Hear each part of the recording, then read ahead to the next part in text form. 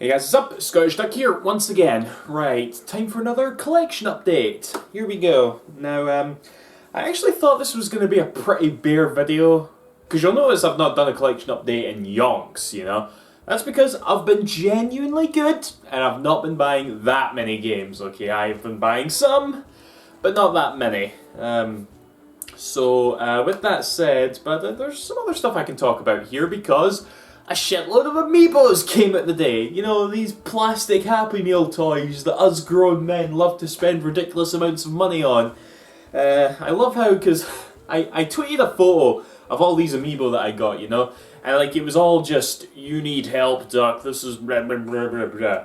And I get that line of thinking, you know, pretty much, because it is just fucking stupid, useless toys, but I gotta have them all. I gotta have them all. As simple as that. Simple as that. So, what were they today? I know that the release dates between all the regions are all totally different, but I got Rob the Robot. Very nice one. Actually, I suppose I'll talk about this one as well.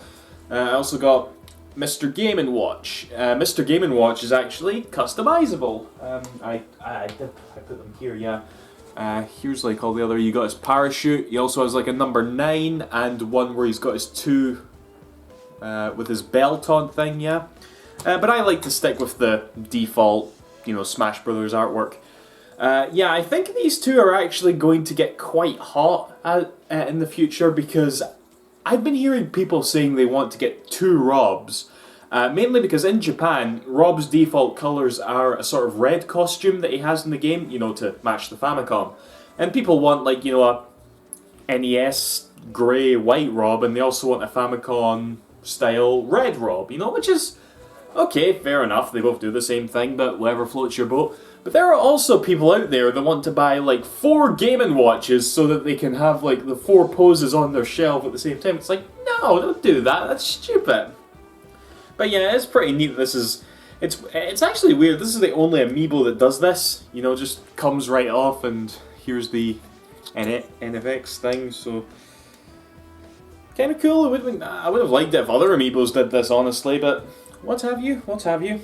That's probably next, actually. Now that I think about it. In fact, Nintendo, if you release a female Robin, you know, because Robin is one of my mains, but I always plays the female one. Oh, you go just. But you only have the male one available. If you release a female Robin, I'll buy it. Okay, easy. Also, there's the Duck Hunt Duo. All of a sudden, it's came off kind of weird to me, because in America, on the like Smash Brothers Fighter Selector screen, he's called Duck Hunt, but here in Europe, it's Duck Hunt Duo. Such a weird change to make, but whatever. That's it right there. And of course, also that came out is the 3 Mii fighters. We got the Gunner, we got the Sword Fighter with the flimsiest bendy sword ever, and we got the Brawler. I was kind of surprised that they did release these, to be honest, like, because I wasn't sure what they were going to do, but they're part of the set, so I had to have them. So, with that said, that is every Smash Brothers amiibo out at the moment, and that's actually all of them, excluding the DLC characters and excluding Falco. Falco has become like... It's going to be interesting to what they're going to do with Falco, because you couldn't find Falco, you couldn't pre-order him, and I remember getting so annoyed, it's like, where's Falco? Why are they ignoring Falco? But then someone pointed out to me that they're going to hold him back to coincide with the release of Star Fox Zero. And it was like, oh, okay, yeah, that's fair enough. But now Star Fox Zero has been delayed to 2016, so are we going to have to go 6 whole months with a complete Smash Brothers amiibo collection minus Falco? That's going to be terrible, you know? Obviously the DLC fighter, like Mewtwo, Lucas, Roy and Ryu, they're going to come as it goes on, but yeah, that's complete right now as the base package minus Falco. It's going to be a hellish wait. But yeah, that's the amiibo. Let's get on to the game, shall we?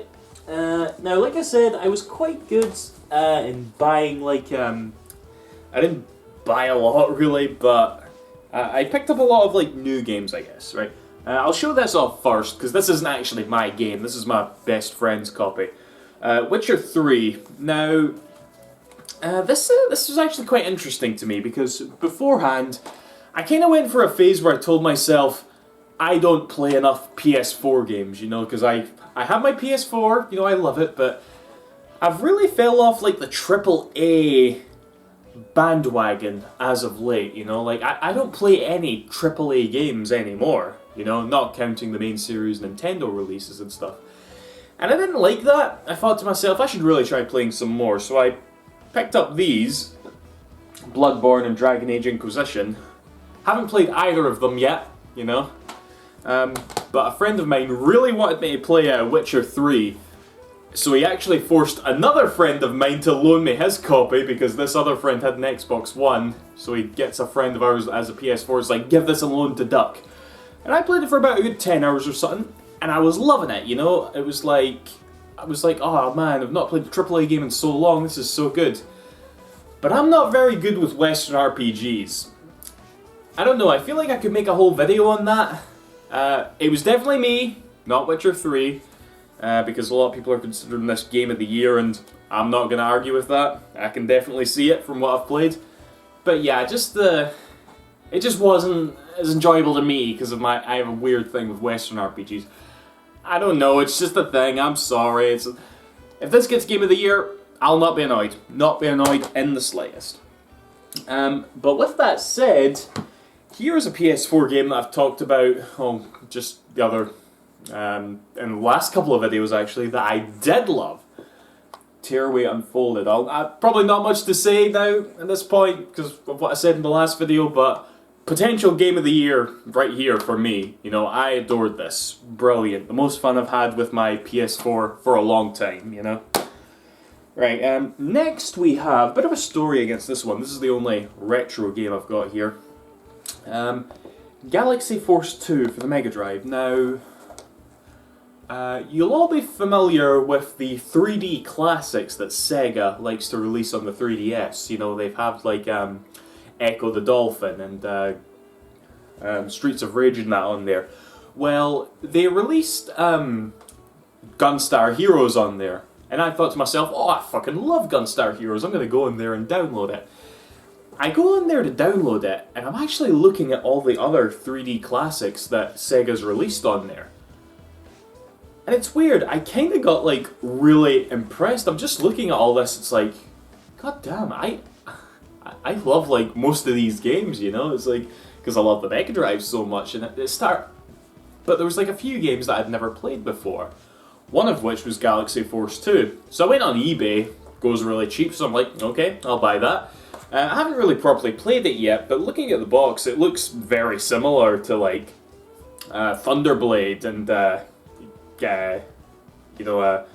what else? Space Harrier and what's that other game? Afterburner. You know, it's got that same sort of feel. So I ended up not downloading Gunstar Heroes, funnily enough, and I decided to download something that I'd never properly played before. I downloaded Outrun 3D. Okay, never properly played Outrun before. Okay, considering I'm such a big Yu Suzuki fan, you probably think that's quite weird, and I admit it is. But I decided to download that, and sure enough, I fell in love with Outrun. I thought it was a brilliant little arcade experience, you know? And that port on the 3DS is apparently the best way you can play Outrun. I totally recommend it. It was wonderful. I would like to get more of those 3D classics from Sega, you know? That's like one of the few things they're doing right now that really I'm impressed with. Okay, next we have... Yoshi's Woolly World. Now, this came out in June, okay? You guys in America, you're getting this next month. I have no idea why Nintendo opted to make the release date so spaced out. It doesn't make much sense to me, but we got this. And, yeah, it's 2D platformer from Nintendo, you know? It's like, that's not going to be a bad game, for sure. There's something about Yoshi, you know, it's like, the Yoshi, like, series that he has, you know, to me, it just kind of exists. It's not like a amazing series to me. I know that's very controversial, but again, it's just a little silly me thing that's in my silly little head. It's like, you know, because I played this game and it took me a long time to beat it because I kept getting kind of uninterested in it and going off to play something else. But I eventually sat down and was like, right, I'm going to beat this. I beat it, played the final boss and all that. It was like, yeah, that was quite good. And that's really all I can say about this. I'm sure you guys in America, you're pretty excited about this. You should be, because it is a good game. I just wouldn't put it mega high, really. That's all I can say. Next we have, right, I should probably say, I wanted to bring back the Uncellophane-a-thon. Okay, that was like a little piss take series I used to do on my Scottish DuckTales channel back when I used to update that. Basically, I was just taking the piss out of unboxing videos on YouTube that were just taking the cellophane off. So I thought I'll name it Uncellophane-a-thon and just do it and just talk about the games. And it was a good little excuse to talk about new games and stuff, you know. So I did that for a long time, and I was really looking forward to bringing it back because 3 games came out on the same day, you know, and I thought I could do the Uncellophane-a-thon again. That was Tearaway, Super Mario Maker, which I'll talk about in a minute, and also this Hatsune Miku Project Mirai, and this didn't come on the day it came out. That's why I couldn't do the Uncellophane-a-thon, because naturally I wanted to play these 2 games right away. But yeah, Hatsune Miku Project Mirai. Many of you'll know that I'm a Vocaloid fan. I've debated with myself a lot as to whether I should do like a video talking about Vocaloid, you know, because there's probably a lot I can unpack there. But yeah, this is the 3rd Hatsune Miku game to be released outside Japan, you know. We had the 2 Project Diva F games, which were on PS3 and Vita, and for some reason I wasn't overly fond of those games. Like, I imported a trilogy of Miku games that came out on the PSP in Japan. Loved those. I think it was just down to the song choice. I don't know why, but the ones that we got didn't impress me that much. I'm really liking this one right now because, well, largely because I've been like following the songs that were attached to this game for the past 2 years since it came out in Japan. And yeah, I know I love all the songs and shit, and it's good to finally properly play this game. It really is. I've only really beaten a handful of the songs so far, but I intend to like beat it to completion. That's Miku. She's so cute. Yeah. And then lastly, not much to say about this one again, as well as Super Mario Maker. What is there to say at this point? I'm really glad this game exists. That's probably the main thing I want to say, you know, because this is a game that should have came out so many years ago. I keep saying that, just re-release Super Mario All-Stars, include a level editor. That level editor is basically this. You technically have an unlimited amount of content if you just go online and pick the top rated levels and all that. Already 1 million levels have been uploaded to that. Could you even beat that in your lifetime? Okay, so, like, I think it took, like, what was it? I think Little Big Planet had to be on. What was it? I think it took for Little Big Planet 2 to come out for over 2 million levels to come out. I don't know the specifics of that, but brilliant game regardless, right? I'm total big thumbs up. This gets Ducky's seal of approval, basically, yeah.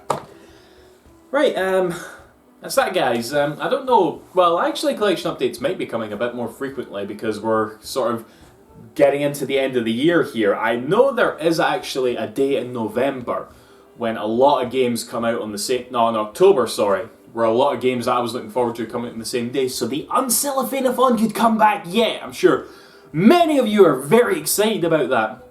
Just dying to see me peel the cellophane off a bunch of games and talk about it. Right? I hear your requests, don't worry. So, yeah, that will probably happen. But for now, that's that, guys. See you after. Thanks for watching. Bye-bye.